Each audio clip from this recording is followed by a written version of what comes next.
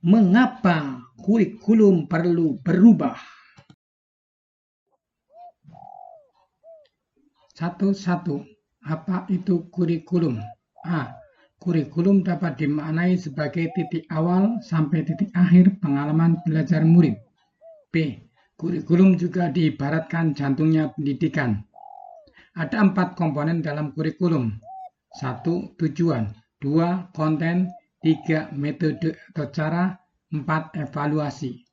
Kemerdekaan murid dalam belajar adalah jantung pengembangan kurikulum. Peran dan fungsi kurikulum. Peran kurikulum. Kurikulum berperan sebagai pedoman dan acuan kita dalam pembelajaran. Fungsi kurikulum bagi guru adalah untuk memandu dalam proses belajar murid. 1. Mewariskan nilai dan budaya masyarakat yang relevan dengan masa kini. 2.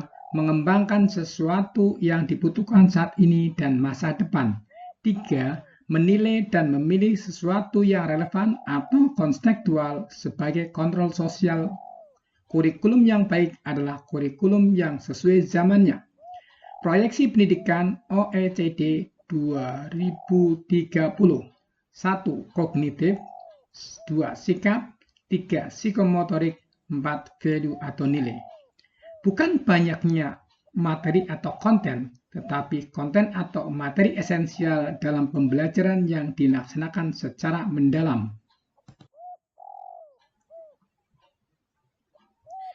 Siklus pembelajaran.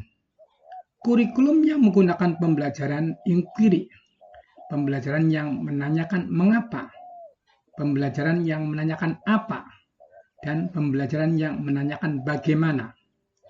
Pembelajaran dengan siklus, rasa ingin tahu, mencari tahu, memilah, membuat koneksi, mengambil makna, aksi atau tindakan. 1, 2. Mengapa kurikulum perlu diubah? Kurikulum perlu berubah demi memenuhi kebutuhan murid sesuai dengan zamannya. Perubahan kurikulum sangat penting dilakukan untuk memastikan bahwa pendidikan yang diberikan tetap relevan dengan tuntutan zaman. Kurikulum harus mengikuti kodrat alam dan kodrat zaman, serta memperhatikan keberagaman dan inquiry dalam proses belajar mengajar. Kurikulum merdeka menjadi solusi yang tepat untuk mengatasi kekurangan kurikulum sebelumnya dan memenuhi kebutuhan zaman yang semakin kompleks. 1.3. Kurikulum dalam pembelajaran. Kurikulum sifatnya dinamis. Kurikulum dapat mengikuti perubahan zaman dan kebutuhan satuan pendidikan. A. Komponen operasional satuan pendidikan. 1. Visi. Tujuan jangka panjang sekolah dan nilai-nilai yang mendasari pembelajaran. 2. Misi. Cara sekolah dalam mencapai tujuan. 3. Tujuan sekolah.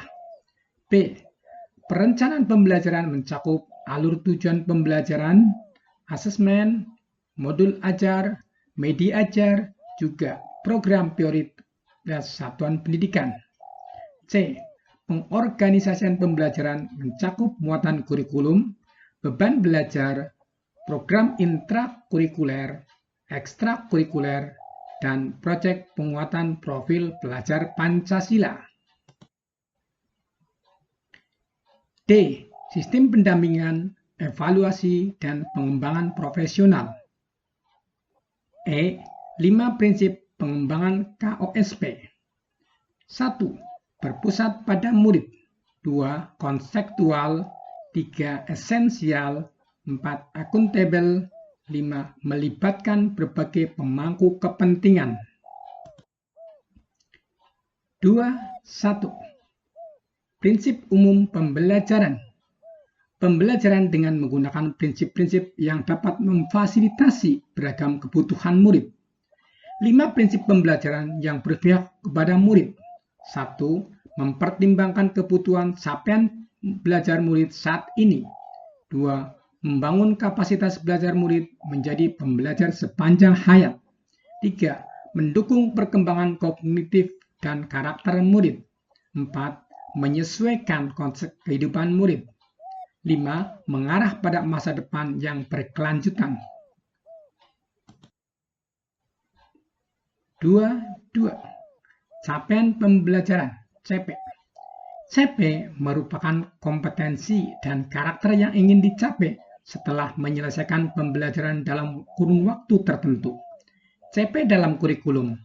Kompetensi-kompetensi pada CP diturunkan menjadi tujuan pembelajaran (TP) yang tersusun sebagai sebuah alur untuk satu fase. ATP digunakan untuk menentukan modul ajar yang dikembangkan maupun yang dipilih. Kompetensi, capaian pembelajaran, dan profil pelajar Pancasila. Profil pelajar Pancasila adalah luaran jangka panjang yang diharapkan dari kurikulum. Untuk mewujudkannya perlu proses yang konsisten dari fase PAUD sampai jenjang SMA atau SMK.